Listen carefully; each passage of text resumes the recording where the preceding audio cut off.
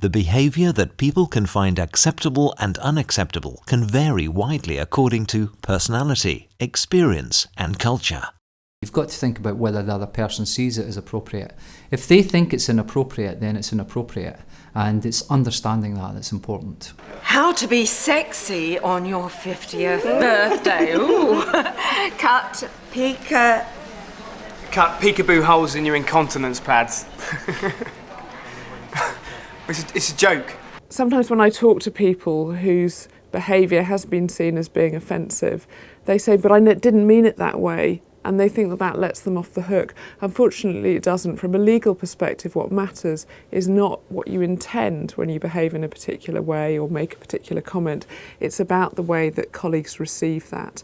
And if somebody perceives your behaviour as being offensive or humiliating or degrading, then that is going to be harassment. If people are not happy in the workplace, then their productivity will go down.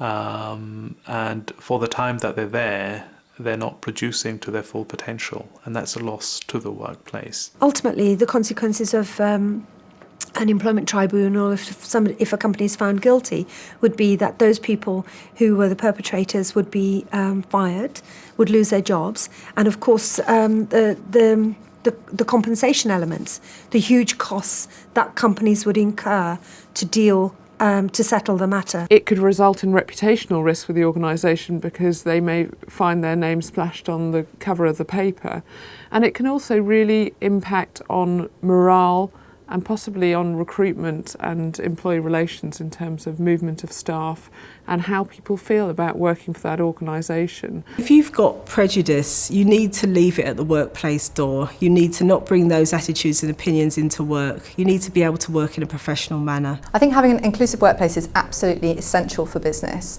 We're not just talking about obeying the law and avoiding the horrors of employment tribunals.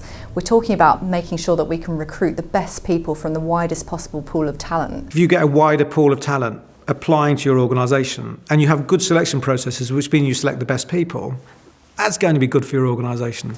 If you have promotion processes and appraisal processes which are able to identify the best people in your organisation and they're the ones who get promoted, then that's obviously good for your organisation. I think if people feel that they can be themselves, they're more comfortable. If they're more comfortable in the workplace, they're likely to perform better.